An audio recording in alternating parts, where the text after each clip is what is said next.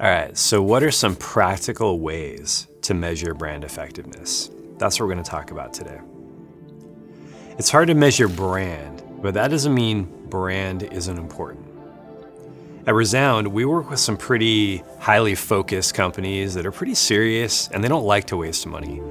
And so it made sense to us when we saw branding guru Marty Neumeier talk about his brand ladder and how he measures those rungs on that brand ladder. So let's start with how we think about measurement. So remember that just because something's difficult to measure doesn't mean it's not important. If there's a way to approximate or a way to get there, a way to get partway there, then that might even be worth it. It's much better than nothing. So we're going to talk about two things. We're going to talk about satisfaction and delight in B2B branding. So Neumeier calls it satisfaction, but what we call it is returning customers because that's what it translates to. Simply put, do customers come back? Do they show signs they're interested in continuing the relationship and to build that relationship, at least in the short term, until something better comes along? This is your first sign that the brand is solid.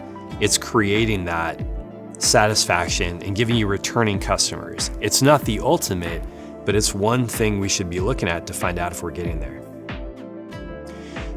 But maybe you have an objection. Maybe you're a little skeptical. Maybe you think that it's a good sales team and a good customer service team that is really responsible for those returning customers. You might say, we don't do branding, we just preach a set of values consistently that we live out inside and outside the company that becomes more than talk, but actually turns to action, and it shows integrity in everything we do. Well, guess what?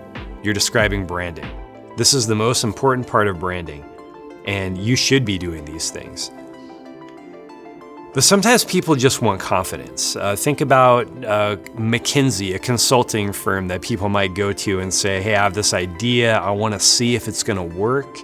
And so they take it to McKinsey, and if McKinsey puts their stamp on it, then even if it doesn't work, you didn't do anything wrong because McKinsey said it would work, right? And so a brand name matters, that reputation that you gain from past work really matters, and that ability to consistently preach and maintain standards within your organization matters. So measurement becomes kind of simple. How many people return? How many consider you their go-to company for this or for that? The simple, plain vanilla way you can see how many people come back by keeping good records of customers and their return rate. You can do this several different ways. I'm not going to get into these details, but maybe that's the first step for you, is to think about, how do we measure that? How do we know if people are coming back? All right, the second thing is delight. Neumeier calls it delight. We call it referrals. Because what does delight mean? It means that people are telling other people about you. They're so excited about you, they're telling other people. Delighted people tell others about you. They don't keep their mouths shut, and they even defend you in conversations online. They stand up for you because they believe in you. They have a relationship. They like you. They feel like they know you. And when people feel like they know you and they like you, man, they come back. So how do you measure this kind of thing? You find out how many people are recommending you by looking at social media and then potentially offering a discount to the person, to the new customer, if they can tell you who recommended them. And this is a good way to get people to tell you where they heard about you from. There's so many other ways to do this, though. These are just examples. The best way to think about this whole thing, taking a step back, is kind of like bookends on a bookshelf. You might call it a two-pronged approach, but really it's strategy and then it's measurement. And so you're probably wondering at this point, then how do I measure this stuff? Well, what you do is you create a strategy, a working hypothesis based on your assumptions of what happens with your customers when they're delighted, when they're telling other people about you, and then you say, here's what we expect to happen, and then you go and you find a way to measure that. All right, so the first step in building a strategy is you decide the following: who are we serving? What do they want? And what does satisfaction look like? What promise are we making? What are we telling our staff? Is it the same thing? Do they believe it? Do customers and staff hear the same thing, and do they believe it? And then what are we doing to fulfill that promise? I'm not just talking about promise of prompt service. I'm talking about those brand promises that make people delighted. And then finally, what can we do to make them proud to work with us? What are our competitors doing in that regard? Maybe we can learn from them. What about another industry? Can you apply a principle from another industry that would work in your industry potentially, or can be made to work in your industry? And then how can you implement it here? And making sure that it, of course, fits your values. All right, so that's the strategy. Now, how do we measure?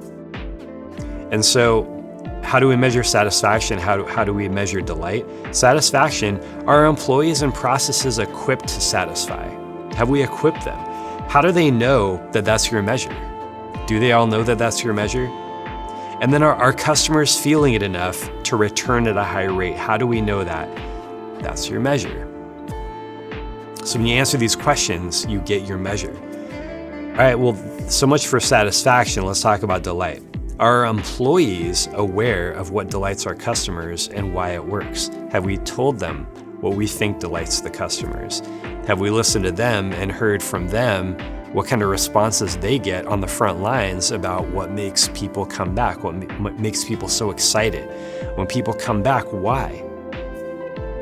Are they able to recreate and support it in interactions with customers?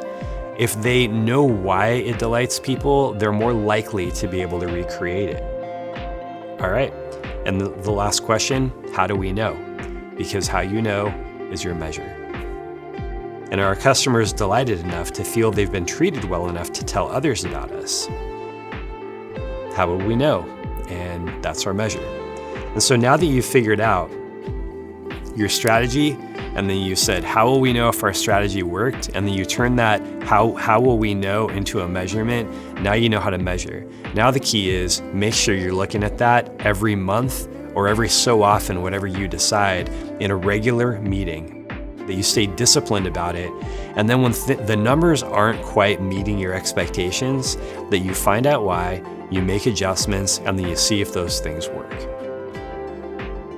Okay, so there are many ways to apply these measurements, but the best way will not come from an off-the-shelf program, or it won't be transplanted immediately from another company that's doing something similar like a referral program, but it'll come from your brand itself.